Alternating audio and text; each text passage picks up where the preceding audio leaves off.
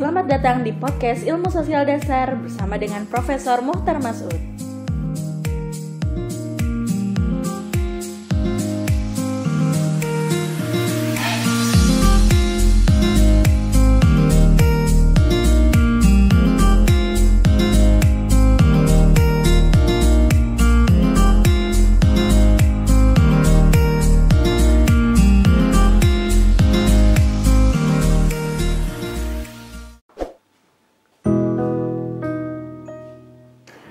Selamat siang, selamat datang di program podcast Ilmu Sosial Dasar diselenggarakan oleh program studi HI Universitas Gadjah Mada. Topik kita hari ini adalah hukum internasional dan hubungan internasional. Kita akan membahas beberapa topik, makna hukum internasional, sumber-sumber dari hukum itu, lalu bagaimana itu ditegakkan, lalu sejarah perkembangan hukum internasional, lalu hubungan antara HI dan hukum internasional, yang dalam ilmu hukum disebut HI juga. Lalu kita akan bicara isu substantif, misalnya mengenai perang dan etika mengenai melakukan perang, alasan berperang, lalu mengenai hukum internasional. Ini akan ditutup dengan topik mengenai keberhasilan Indonesia membuat Kepulauan Indonesia diakui sebagai satu unit hukum tunggal yang dikenal sebagai wawasan Nusantara. Gitu. Sebelumnya saya akan menyampaikan kutipan ini yang menegaskan perlunya kita mengembangkan hukum internasional.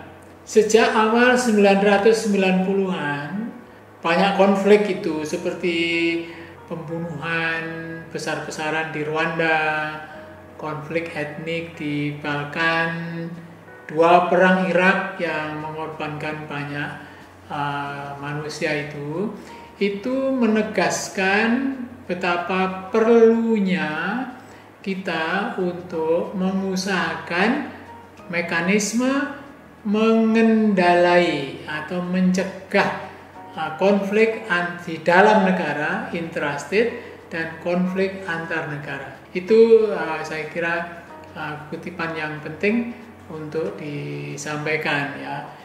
Karena kita perlu ini hukum internasional yang mengendalikan sikap agresif dari manusia.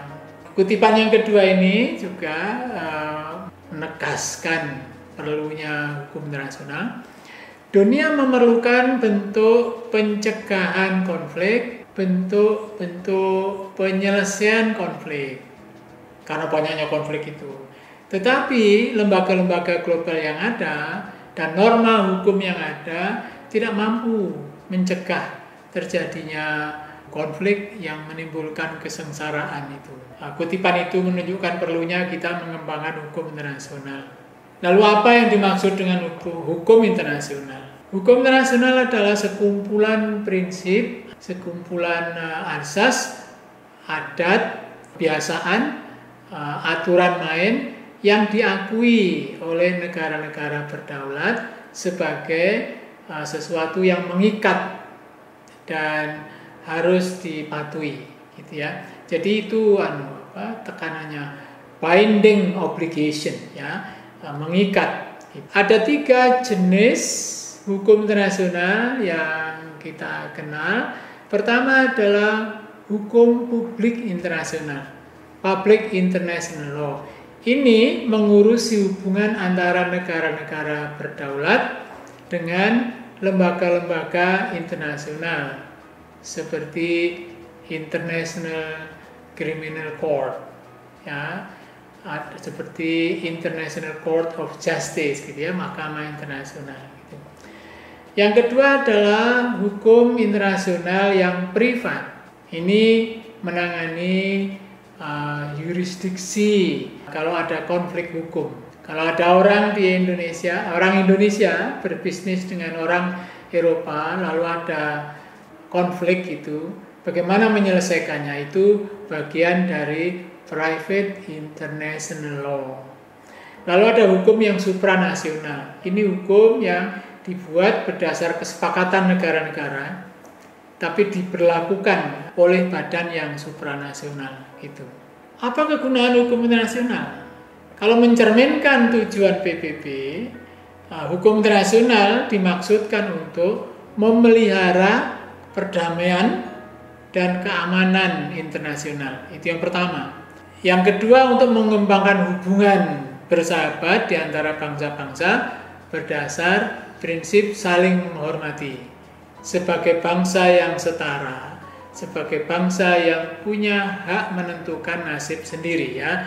Kegunaan yang ketiga dari hukum internasional adalah untuk mengembangkan kerjasama internasional, menyelesaikan persoalan-persoalan ekonomi, sosial, kultural, kemanusiaan antar bangsa, dan untuk mendorong penghormatan terhadap hak-hak asasi manusia. Jadi itu 3 kegunaan hukum internasional, mencerminkan tujuan perserikatan bangsa-bangsa.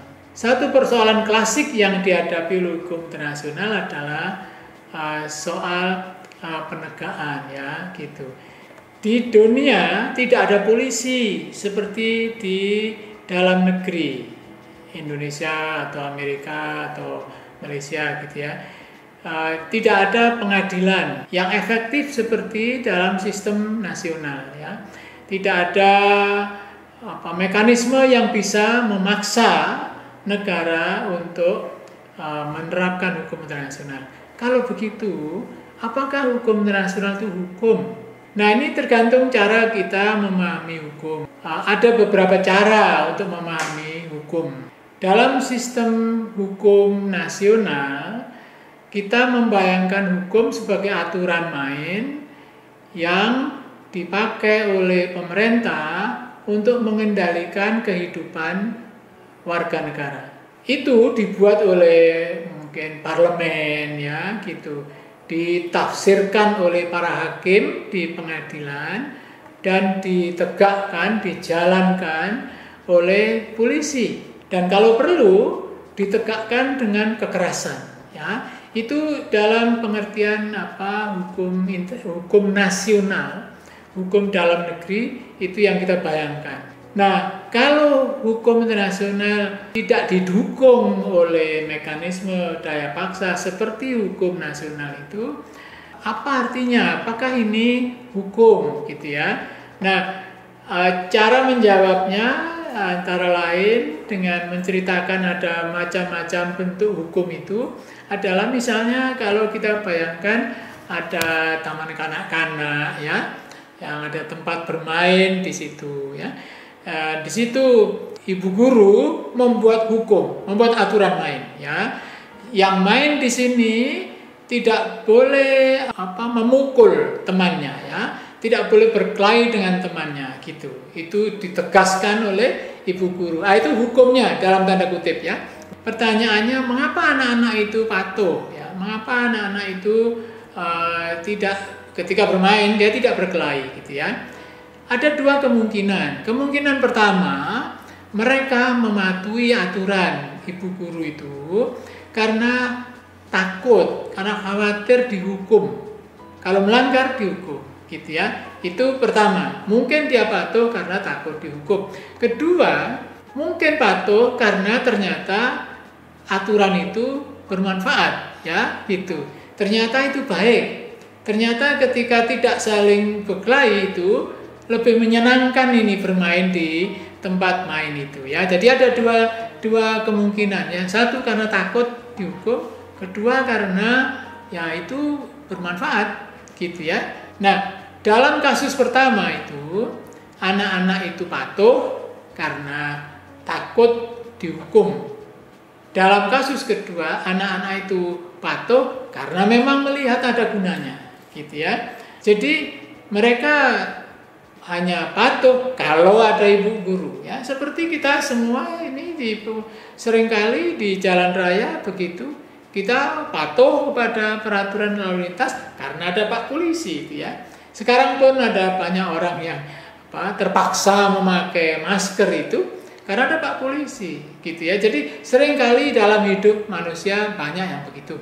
Nah, yang kedua itu anak-anak itu patuh walaupun tidak ada guru, karena mungkin merasa bahwa itu bermanfaat, ya gitu. Nah, ini sama dengan di dalam masyarakat internasional. Ada banyak orang yang walaupun tidak ada polisi yang mengawasi, walaupun tidak ada hakim yang mengadili gitu, hubungan internasional berlangsung secara tertib, mematuhi aturan yang dibuat itu. Karena dalam hubungan internasional, saudara tahu, tidak ada central authority, ya. PBB itu bukan pemerintah kita, ya gitu. Jadi dalam istilah hubungan internasional ini anarki, tidak ada yang lebih tinggi dari kita, semua sama dengan kita. Tapi persoalannya adalah mengapa kok patuh, kan? Nah itu jawabannya mungkin seperti contoh mengenai anak-anak TK tadi, ya. Mungkin mereka menganggap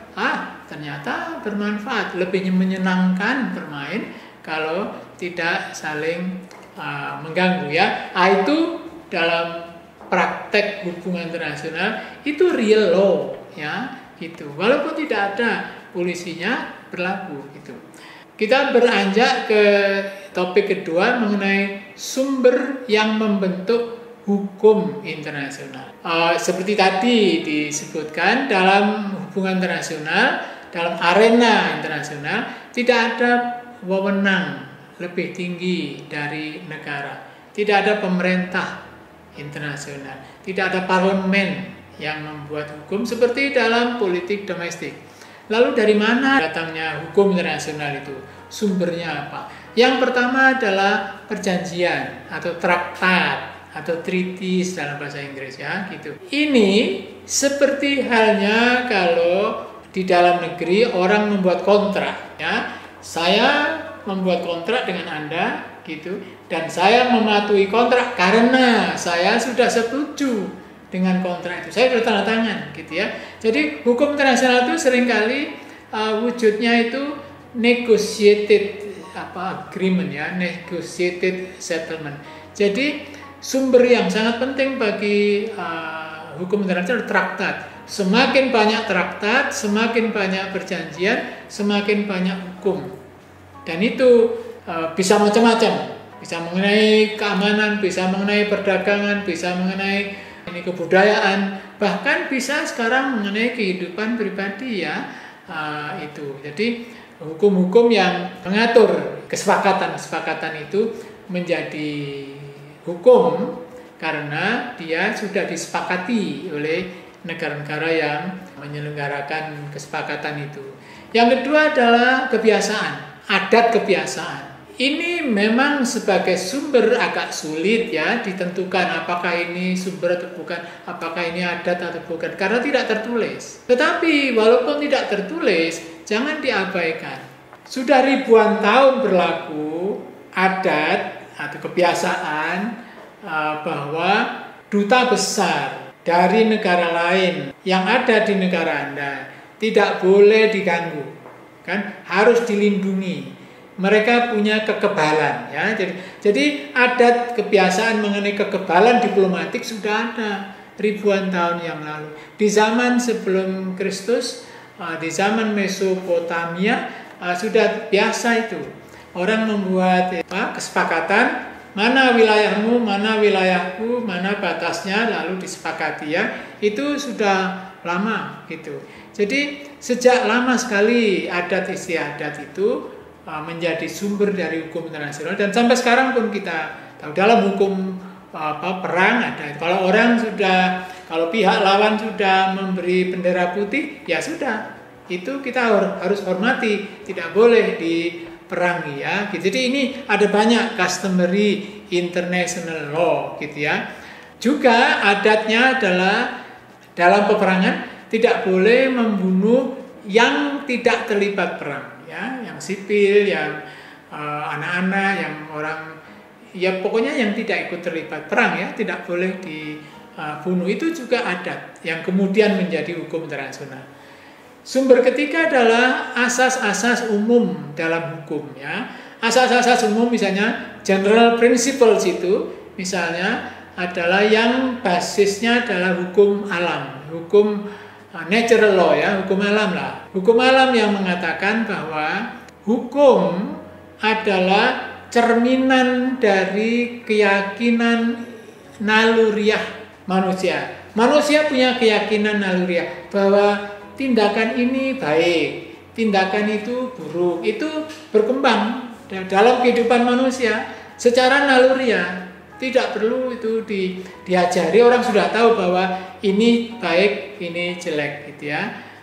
Ini salah, ini benar. Nah, itu juga sumber hukum ya gitu. Jadi banyak sekali dalam proses hukum itu katanya, saya bukan ahli hukum ya, jadi saya memberi contoh ini saja menurut bacaan saja.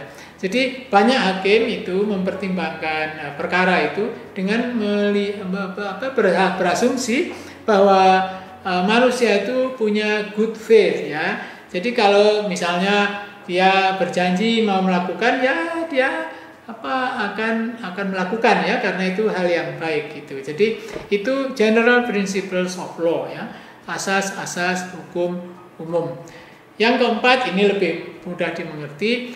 Kalau Mahkamah Internasional membuat keputusan, maka keputusan itu menjadi sumber hukum yang bisa dipakai untuk hakim lain membuat keputusan mengenai hal yang sama ya gitu. Jadi kita mengalami itu dengan hukum internasional yang diterapkan untuk itu konflik kita dengan Malaysia mengenai Pulau Sibadan dan Ligitan ya gitu. Jadi itu adalah judicial decision dan itu bisa menjadi sumber hukum. Yang terakhir, sumber yang tidak cukup kuat ya tetapi dipakai, yaitu karya keilmuan hukum ya.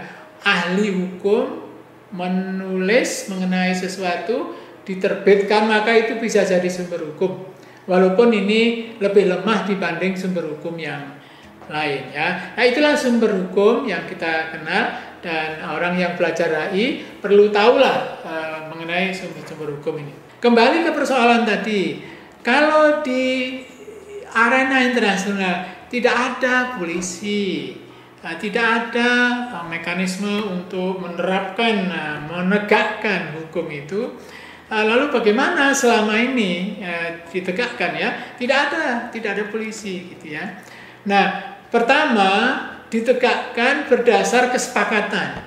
Jadi di dalam treaty, di dalam perjanjian, di dalam traktat itu mungkin sudah ditaruh pasal ya bahwa kalau ada konflik menyelesaikannya begini begitu ya. Tetapi seringkali itu tidak tertulis ya gitu. Bagaimana kalau tidak ada yang tertulis tentang penegakan ini ya gitu. Nah, dalam praktek ada 3 kemungkinan. Pertama adalah itu diterapkan karena ada asas namanya resiprositas. Kedua kemungkinan itu ditegakkan melalui tindakan kolektif. Ketiga itu perjanjian itu dipatuhi karena khawatir akan dipermalukan ya gitu. Pertama mengenai resiprositas ya, tindakan timbal balik. Mengapa saya mematuhi menerapkan perjanjian ini? Karena saya berharap kalau saya berbuat menerapkan ini, mematuhi perjanjian ini, mematuhi kesepakatan ini, maka yang lain pun akan berbuat sama. Dan ketika saya lihat, oh dia menerapkan, kalau begitu saya juga akan menerapkan. Jadi jaminan reaksi yang resiprokal ini membuat lalu apa yang telah disepakati dijalankan, ya gitu. Resiprositas. Yang kedua, collective action. Kesepakatan dijalankan dengan cara secara bersama-sama bersepakat, mari kita jalankan, gitu ya. Jadi misalnya ketika Irak tahun 1990 menyerbu Kuwait, gitu, aturan main mengenai larangan intervensi itu, larangan menyerang negara lain itu diterapkan secara kolektif, ya, PBB. Kemudian cara kolektif menerapkan itu. Ketiga adalah dalam bahasa Inggris disebut naming and shaming, ya, gitu, mempermalukan, gitu. Sebagian besar negara tidak suka dipermalukan. Jadi kalau misalnya dia tidak menjalankan sesuatu, lalu dipermalukan, diberitakan di media, gitu ya, seluruh dunia tahu mengenai dia, maka mungkin dia akan terpaksa melakukan gitu ya. Yang sering dilakukan adalah pada negara-negara yang melanggar hak asasi manusia diberitakan besar-besaran di media-media dunia ini, lalu ya dia karena tidak mau dipermalukan, lalu dia menjalankan itu gitu ya. Jadi metode ini sering dipakai gitu. Nah, itu tentang penegakan dan penegakan yang dilakukan dalam kondisi anarki, dalam kondisi tidak ada otoritas yang lebih tinggi dari negara, dalam kondisi tidak ada polisi dunia, gitu. Kita berpindah ke persoalan bagaimana pemikiran itu berkembang, bagaimana sejarah hukum internasional selama ini gitu. Nah, kita akan mulai dengan lagi-lagi karena sejarah, kita mulai dari masa yang awal sekali gitu ya. Ribuan tahun yang lalu, bahkan sebelum Kristus, hukum internasional sudah dijalankan seperti tadi saya sampaikan ya gitu. Zaman Kekaisaran Romawi dekat sebelum Kristus lahir ya, itu Kekaisaran Romawi sudah menerapkan yang disebut jus gentium. Bagaimana bacanya? Jus gentium ya. Hukum mengenai interaksi antara warga negara Roma dengan warga negara lain ya, asing. Dan itu sudah diatur oleh para pemimpin Romawi waktu itu. Dan ini isinya adalah ya hukum alam sebetulnya.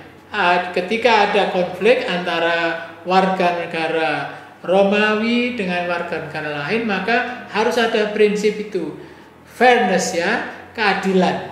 Dan itu sampai sekarang masih menjadi bagian dari hukum internasional modern ya. Itu sering disebut dengan Roman law ya, hukum yang berasal dari zaman Romawi gitu.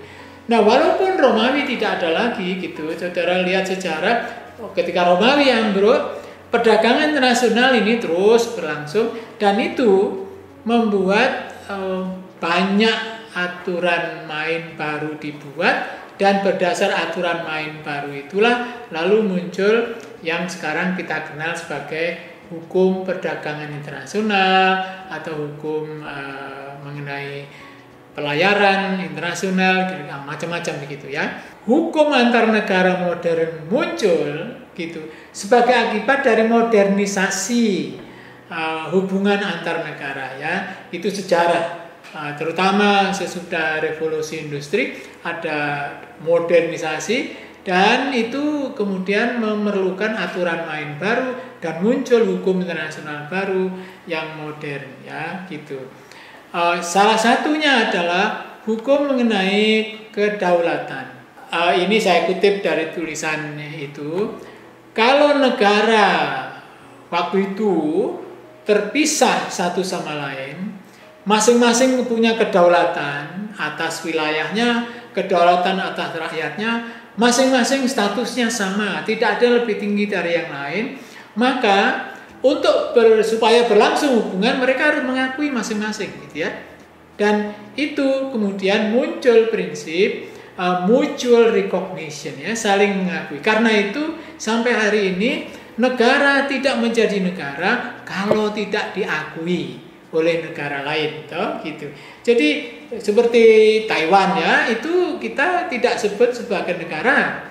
Taiwan kita sebut sebagai ekonomi. Karena tidak banyak negara yang mengakui Taiwan sebagai negara. Jadi negara ini menarik karena dia punya identitas itu karena diakui oleh orang lain ya gitu. Itu teori mengenai kedaulatan. Memasuki zaman modern di sini gampangnya ya, dimulai dengan revolusi industri. Sejak itu transaksi internasional meningkat luar biasa. Orang Eropa keluar dari Eropa ke berbagai wilayah di dunia ini dan lalu bertemu dengan bangsa lain, dengan kultur lain semakin banyak gitu. Lalu semakin banyak muncul praktek-praktek bagaimana cara mengaturnya begitu. Jadi muncullah praktek-praktek baru, aturan main baru dan perjanjian-perjanjian baru gitu ya.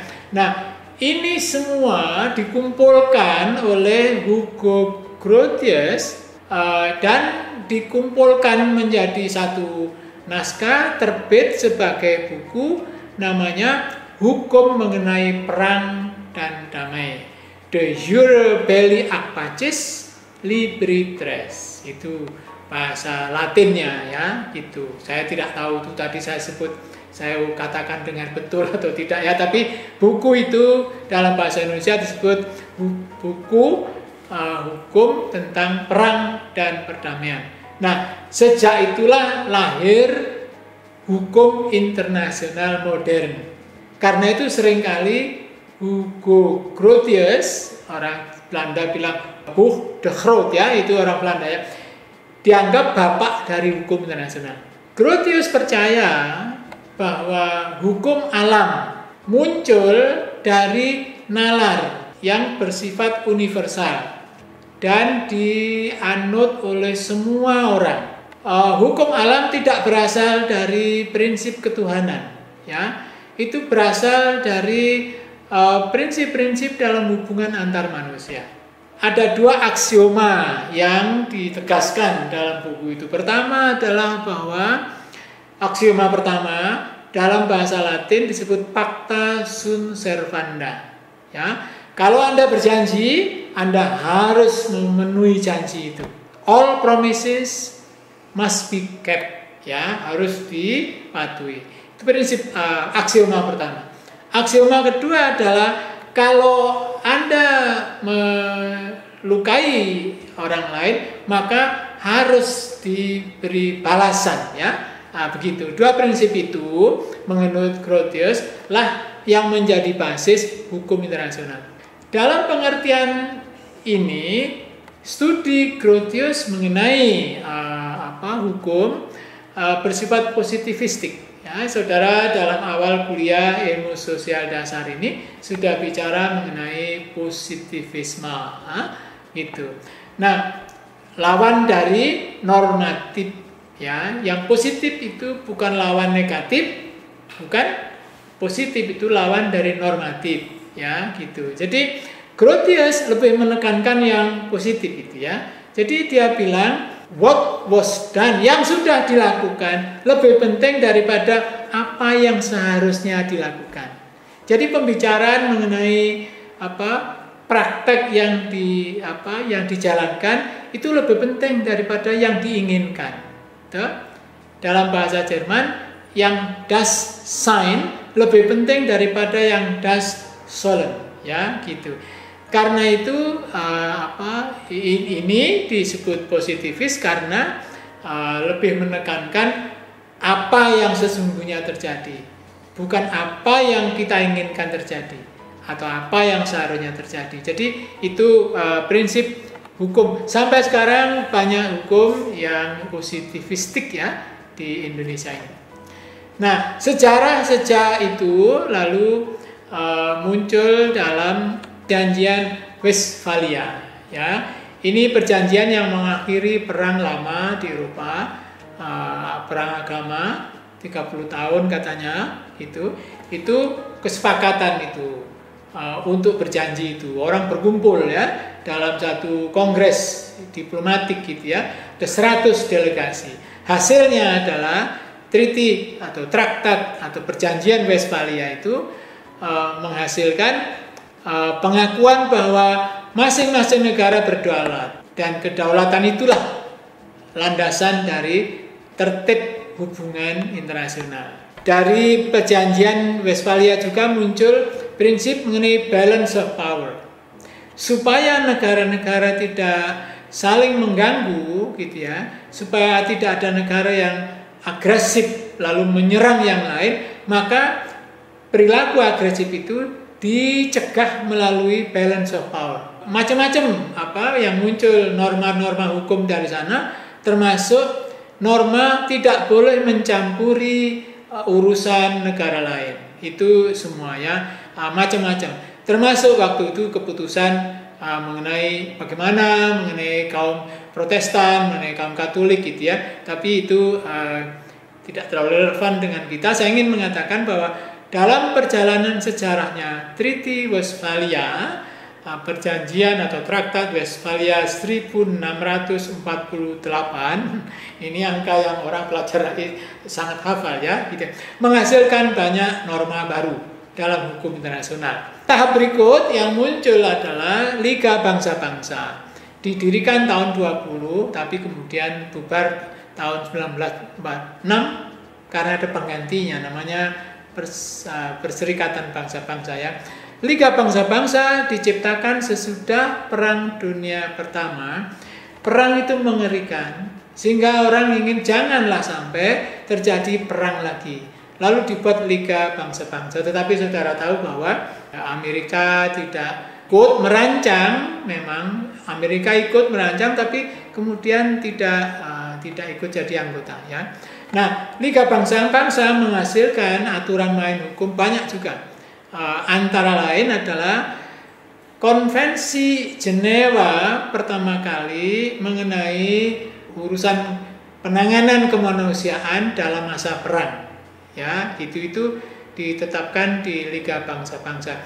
Juga Liga Bangsa-Bangsa membentuk pengadilan permanen, pengadilan internasional permanen, gitu ya, disebut Permanent Court of International Justice ya. Ini juga untuk mencegah terjadinya perang berikut, dan Liga Bangsa-Bangsa juga menghasilkan organisasi buruh internasional ya, itu ILO itu lahir waktu itu, dan ada banyak lagi ya yang ingin melompat. Nanti saudara akan dapat PowerPoint-nya dan bisa membaca lebih baik.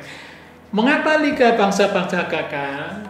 Ada beberapa penyebab. Pertama, karena ini bermula dari para pemenang perang. Nah, jadi yang aktif dan yang menggerakkan itu adalah para pemenang perang dunia pertama. Kedua, ada kelemahan struktural di dalam cara kerja Liga Bangsa-Bangsa, yaitu setiap keputusan harus dicapai dengan sepakat bulat. Kalau ada satu saja yang tidak setuju, maka keputusan tidak diambil. Itu saya kira secara struktural merepotkan ya. Ketiga, tidak semua negara menjadi anggota ya. Sedikit sekali negara di dunia yang menjadi anggota Liga Bangsa-Bangsa. Jadi ya itu merepotkan. Lalu gagasan mengenai collective security. Collective security itu paham bahwa kalau ada satu yang berbuat salah, maka semua yang ada di dunia ini menghukum dia. Dan itu artinya kan mungkin saja saya harus menghukum teman saya kan. Itu merepotkan. Jadi saya tidak mendukung. Itu banyak sekali ya faktor.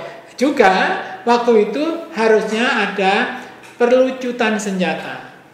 Tapi hampir semua negara tidak mau melucuti senjata. Akibatnya adalah bahwa apa yang diinginkan oleh lembaga ini, Liga Bangsa-Bangsa, untuk mencapai perdamaian tidak jadi gitu. Apalagi sesudah itu muncul Perang Dunia Kedua ya. Lalu tahap perkembangan hukum yang berikutnya adalah dalam PBB, Perserikatan Bangsa-Bangsa, didirikan tahun 1945. Alasan pembentukannya sama dengan Liga Bangsa-Bangsa, yaitu untuk mencegah jangan terjadi lagi perang yang mengerikan itu ya gitu. PBB mulai dengan 50 anggota, sekarang ya mungkin 200 atau lebih anggota PBB ya gitu. Tujuannya adalah memelihara perdamaian dan keamanan internasional, menggalakkan perlindungan hak asasi manusia, mendorong pembangunan sosial ekonomi. Ini semua saudara sudah tahu ya gitu. Melindungi lingkungan dan memberi bantuan kemanusiaan dan semua itu. Hukum internasional berkembang mula-mula dengan memanfaatkan hukum kebiasaan ya, hukum adat. Tetapi yang sudah dilakukan itu praktek-praktek membuat perjanjian itu semua ditubuhkan, dikodifikasikan melalui proses-proses seperti yang di Westphalia, seperti Liga Bangsa-Bangsa, dan seperti PBB itu. Nah, itulah perkembangan pemikiran dan praktek mengenai hukum internasional itu. Nah, yang berikut saya ingin menggambarkan hubungan antara studi hubungan internasional dengan studi ilmu hukum internasional. Hubungan antara dua bidang studi ini naik turun ya, kadang akrab, kadang merenggang gitu ya. Pada awal abad 20 hubungan itu erat sekali. Ya, hubungan antara studi hubungan internasional dengan studi hukum internasional sangat erat. Urusan internasional itu diasumsikan selalu memuat isu-isu hukum gitu. Dan waktu itu tidak dibedakan betul HI-nya hubungan internasional, HI-nya hukum internasional tidak dipisahkan. Bahkan sampai saya sekolah, seingat saya, hubungan internasional banyak sekali memuat studi mengenai hukum. Waktu itu yang berlaku kira-kira itu ya, kalau saya mengutip kutipan ini, waktu itu ada asumsi bahwa hukum itu membentuk politik. Tapi sebaliknya, politik juga meresap ke dalam hukum gitu. Dua-duanya tidak bisa dipisahkan. Dan itulah yang menjadi semangat awal abad 20 itu, hukum dan hubungan internasional sebagai dua subjek ya, sebagai dua bidang studi tidak dipisahkan. Tetapi ketika terjadi Perang Dunia Kedua, lalu banyak di kalangan ilmuwan hubungan internasional yang kecewa, ya, kecewa dengan hukum internasional. Hukum internasional kemudian, wah ini apa ini, tidak bisa membantu kita kan gitu, karena janjinya mengenai mendorong terjadinya perdamaian itu tidak terjadi, malah terjadi perang lagi gitu. Jadi aturan main hukum yang dibuat di masa Liga Bangsa-Bangsa misalnya tidak berhasil mencegah Jerman, tidak berhasil mencegah Jepang, tidak berhasil mencegah Italia untuk melakukan perang. Juga waktu itu tahun 1930-an ada depresi ya, ada Malaysia ekonomi yang hebat sekali, dan itu tidak bisa ditangani melalui ilmu hukum ini ya. Jadi orang pun kecewa. Nah, karena itu sejak akhir Perang Dunia Kedua sampai tahun 80-an itu, sampai akhir 70-an, orang yang belajar hubungan internasional tidak memperhatikan hukum internasional ya, karena ya itu dianggap tidak berguna ya.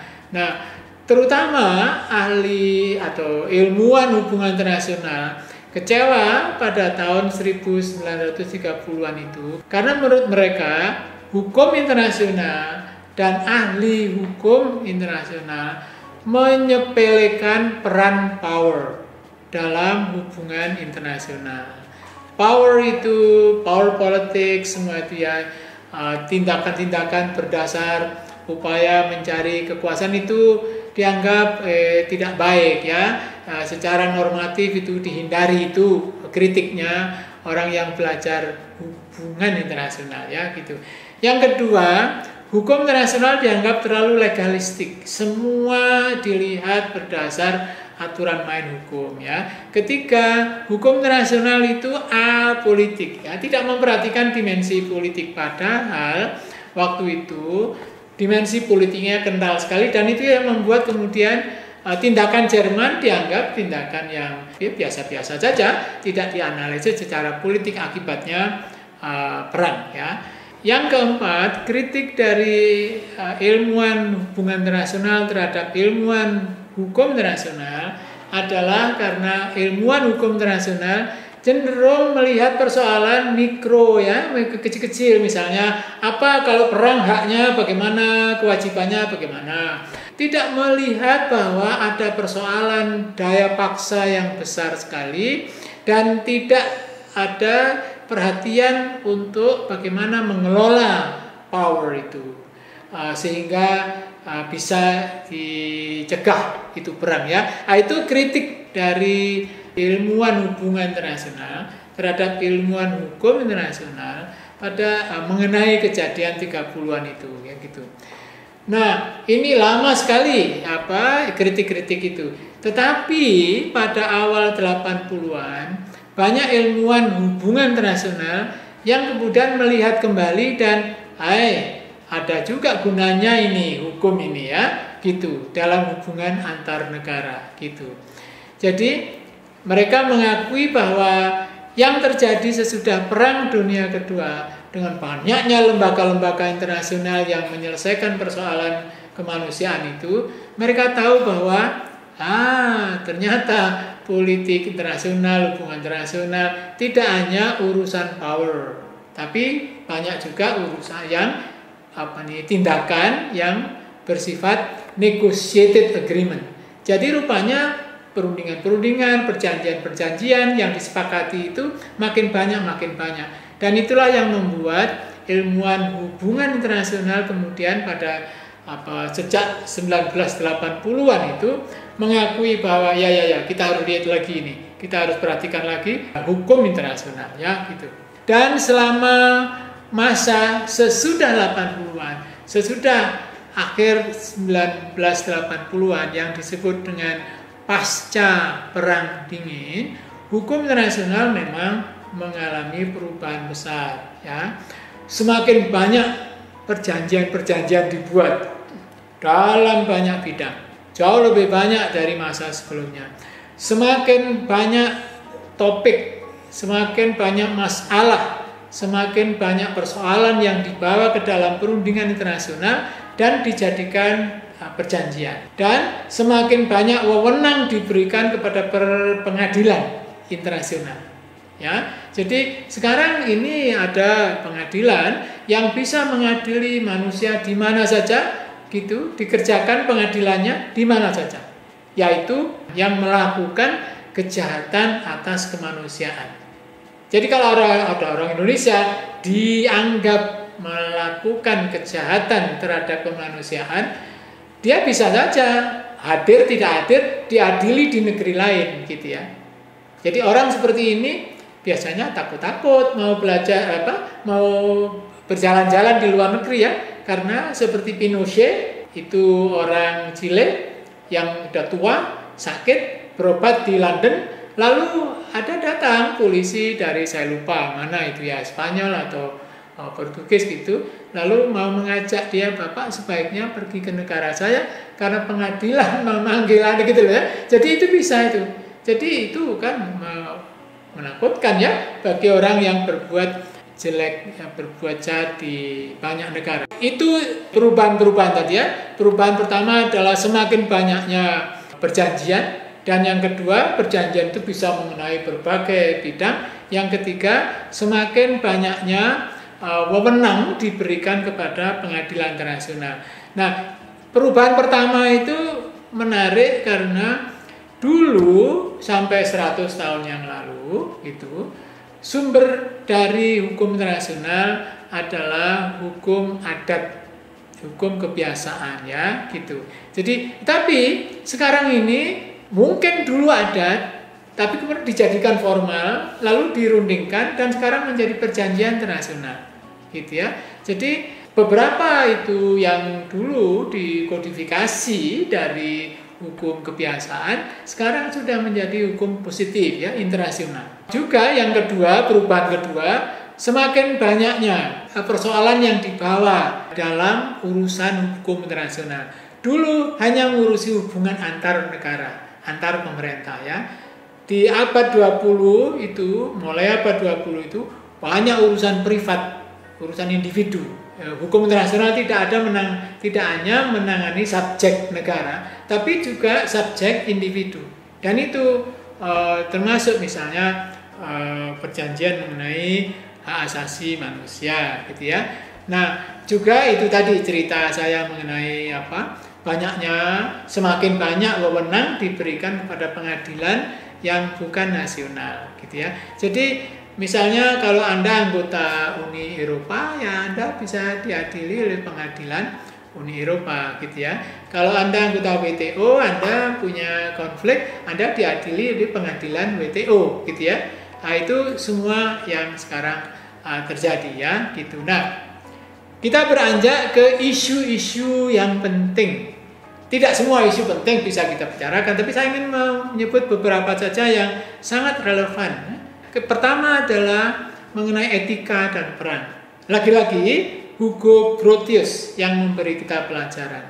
Hugo Grotius ini menyumbang banyak pikiran mengenai hubungan internasional. Salah satu pandangannya adalah bahwa politik internasional itu terjadi di dalam international society. Jadi dia menyebut ada masyarakat internasional. Artinya kalau itu masyarakat, maka ada ketertiban, ada hubungan yang berulang gitu ya. Masyarakat, bukan anarki semata-mata ya gitu. Ketika hidup di dalam masyarakat internasional itu, negara-negara terikat pada sesuatu. Mungkin perjanjian tertulis, tapi juga mungkin moralitas, ya, gitu. Jadi Grotius percaya itu. Dari mana datangnya moralitas itu, ya, gitu. Nah, pendekatan Grotius yang bersifat konstitusional itu membuat orang yang belajar HI memperhatikan rules, aturan main, memperhatikan hukum internasional yang mengurus ya, yang mengatur, yang governing ya kehidupan politik antar negara. Jadi kita tidak hanya bicara mengenai dinamika pergulatan kekuasaan, tapi juga aturan yang sudah ada apa, bagaimana itu mengatur ini ya gitu. Salah satu ciri dalam tradisi Grotian ini dalam studi hubungan internasional adalah keyakinan bahwa totality of international relation is subject to the rule of law. Hubungan internasional itu sesuatu yang mesti tunduk kepada rule of law. Gitu. Itu pelajaran dari Grotius. Pelajaran lain dari Grotius adalah mengenai etika dalam peperangan. Menurut Grotius, perang menimbulkan dua persoalan moral.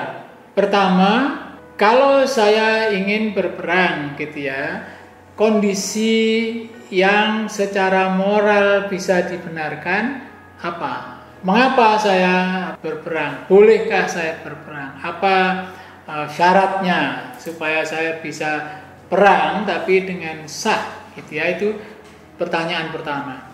Pertanyaan kedua adalah kalau melakukan perang, tindakan berperang yang sah secara moral itu apa gitu ya. Nah, Hugo Grotius memberi jawaban pada pertanyaan pertama dengan mengajukan teori yang disebut keadilan dalam berperang, jus et bellum gitu ya. Pada pertanyaan kedua, Grotius mengajukan teori namanya jus in bello ya, keadilan ketika menjalankan perang gitu ya. Nah, jus et bellum begitu, keadilan dalam berperang itu kira-kira begini. Saya berperang dan saya sah melakukan perang karena penyebabnya adil ya.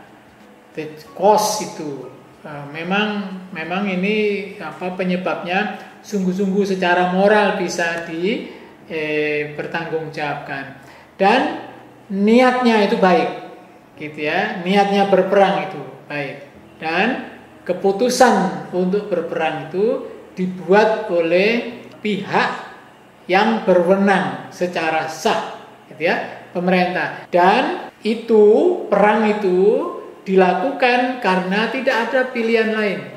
Perang itu sah dilakukan kalau ada harapan untuk berhasil. Kalau tidak ada harapan untuk berhasil dan sangat mungkin ini akan keberlanjutan terus ya, tidak selesai-selesai gitu, maka itu tidak sah untuk dilakukan.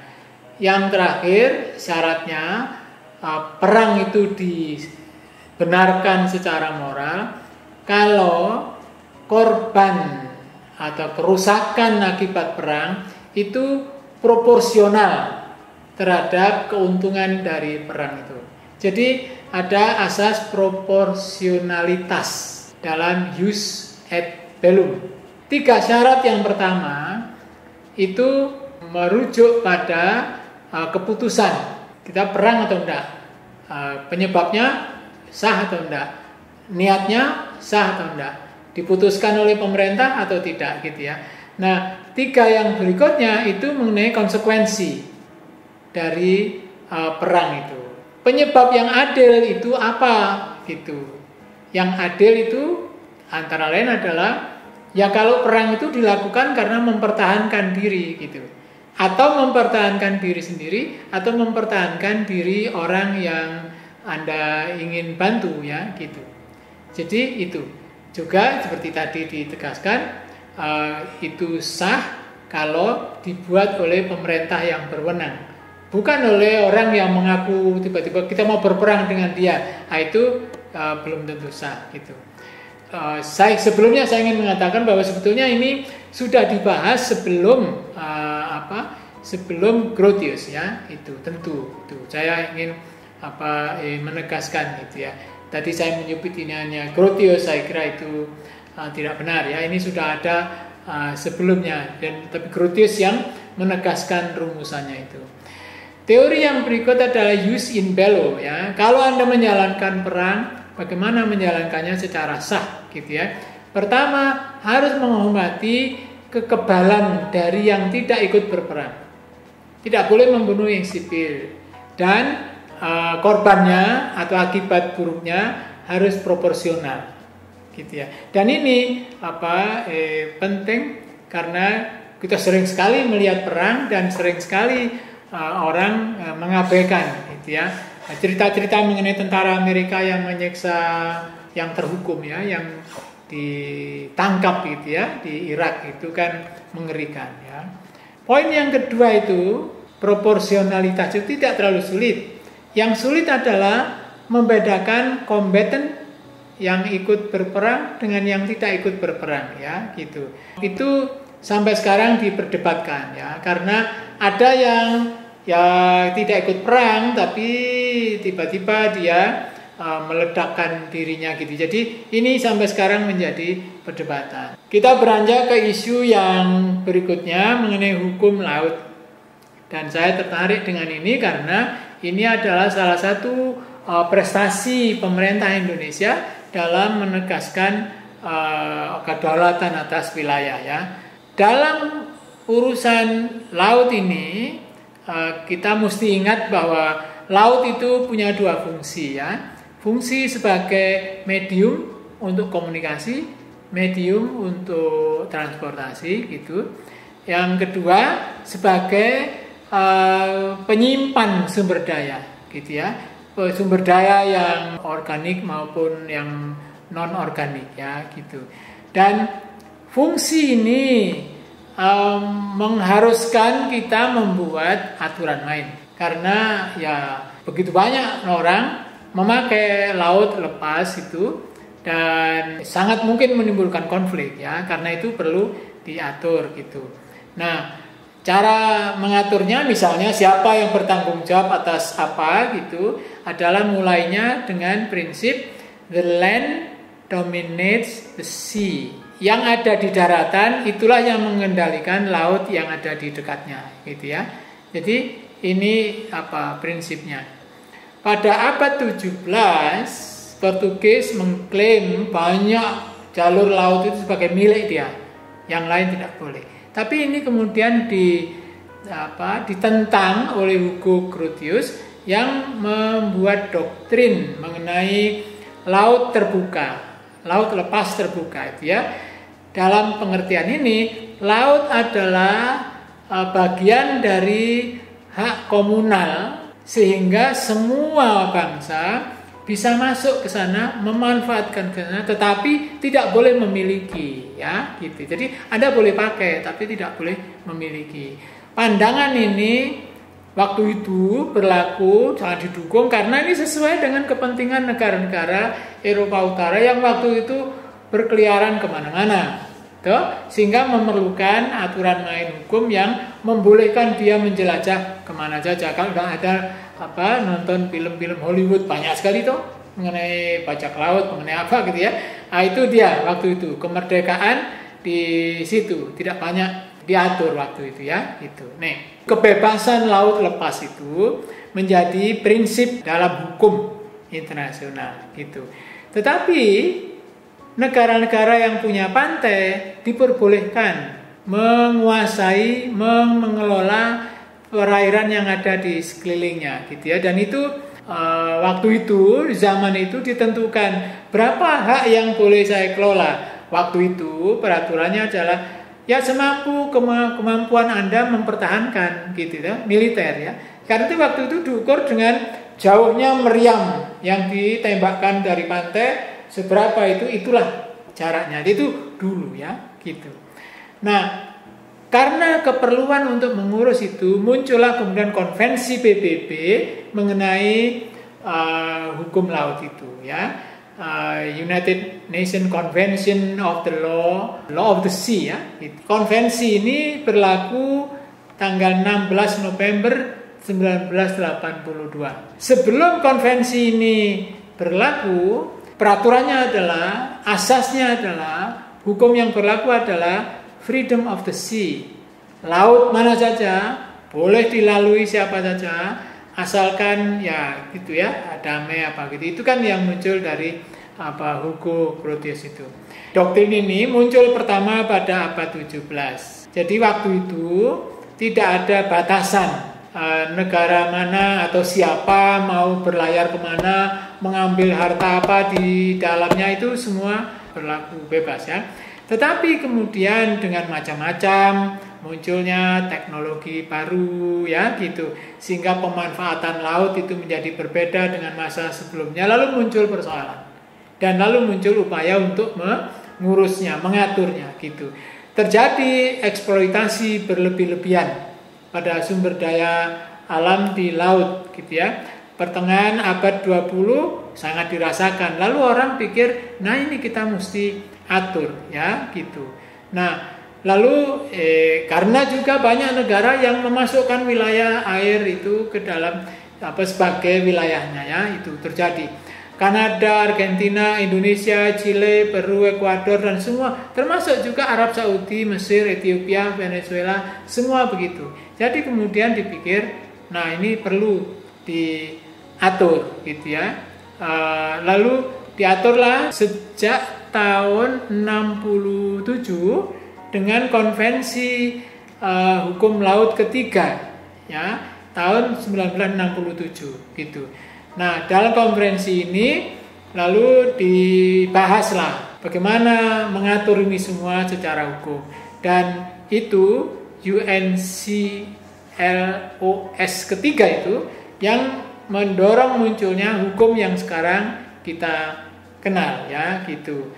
Diatur kembali berapa wilayah yang akan harus diatur oleh masing-masing negara pantai, dan oleh yang apa yang jadi hak bagi mereka yang lewat, itu semua diatur kembali. Konvensi itu diikuti diratifikasi oleh 160 anggota ya, kecuali Amerika. Amerika tidak mau menandatangani konvensi itu. Alasannya karena Amerika mau mengambil sumber alam di dalam laut di mana-mana, dia tidak mau dibatasi gitu ya. Dan itu yang membatasi itu pasal 16 dari UNCLOS itu. Jadi itu yang Amerika tidak mau dihambat-hambat, jadi dia tidak mau menandatangani itu gitu. Nah, sekarang terakhir kita mau bercerita mengenai Indonesia ya, dengan UNCLOS itu, Konvensi PBB untuk Hukum Laut itu. Seperti kita ketahui ya, Indonesia itu negara kepulauan terbesar di dunia. Pulaunya lebih dari 17.000. Panjang garis pantainya lebih dari 81.000 km ya. Air yang ada di wilayahnya banyak sekali. Karena itu secara alamiah Indonesia memang harus aktif gitu ya dalam negosiasi mengenai konvensi hukum laut ini. Dan Indonesia memang kemudian berhasil dan menikmati banyak gitu ya. Indonesia punya hak atas zona ekonomi eksklusif yang cukup besar. Dan di sini saya cantumkan peta-peta ya gitu. Di sini ada peta mengenai wilayah laut Indonesia dan zona ekonomi eksklusif ya gitu. Di situ digambarkan ya, Indonesia memang menguasai air ini, tapi tidak boleh menghalangi orang lain untuk lewat. Lalu disediakan itu ya, Archipelagic Sea Lanes itu ya, alur laut ya, kepulauan Indonesia.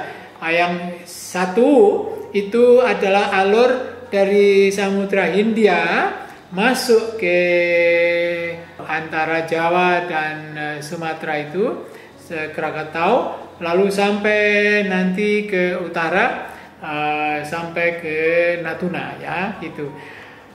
Alur laut kedua adalah yang di Selat Lombok sampai Selat Makassar sampai terus ke sana. Alur laut ketiga yang di antara Pulau Timor dan Flores, lalu di baratnya Halmahera dan terus ke Aceh. Ini penting karena sejak lama air di antara pulau-pulau Indonesia itu bukan milik Indonesia.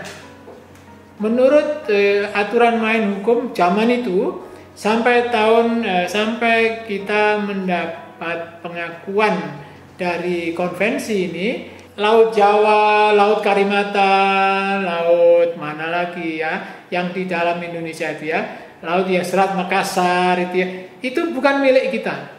Jadi air itu di depan rumah kita, di dalam rumah kita, tapi bukan milik kita. Orang lain bisa lalu lalang dengan merdeka ya gitu.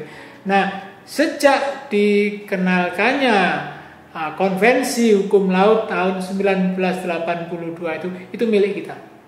Mengapa ini penting?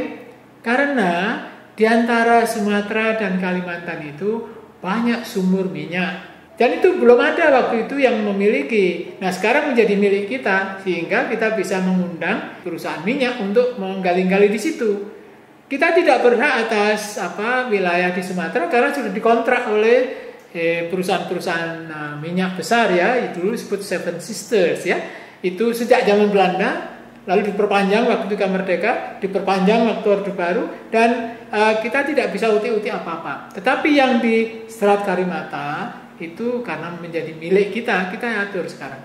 Jadi Laut Jawa milik kita, Laut Banda milik kita ya, Laut Karimata milik kita. Itu ditambah dengan zona ekonomi eksklusif ya, yang lebih jauh lagi ke sana. Definisinya adalah ini. Ini UNCLOS Maritime and Airspace Zone. Di sini ada definisi mengenai wilayah udara nasional dan wilayah udara internasional. Ada wilayah mengenai continental shelf, ada international seabed. Ini penting konvensi ini karena sejak itu Indonesia menjadi negara kepulauan. Dulu kita menyebut kita negara kepulauan, tapi secara hukum bukan. Kita tidak memiliki air di antara kita itu ya. Nah, sesudah ini kita utuh. Pulau dan air adalah Indonesia. Gitu ya. Nah, karena itu sekarang pemerintah Indonesia punya kedaulatan atas perairan di antara pulau-pulau itu. Nah, itu baru menjadi milik kita tahun 82, dan walaupun sudah kita perjuangkan sejak pertengahan 50 dengan waktu itu namanya Deklarasi Juanda ya. Jadi sekali lagi tadi itu bukan milik kita, itu milik internasional ya. Tidak ada yang milik, sebetulnya siapa saja boleh pakai. Tanggal 13 Desember 1957, Kabinet Perdana Menteri Juanda Kartawijaya mendeklarasikan itu milik Indonesia.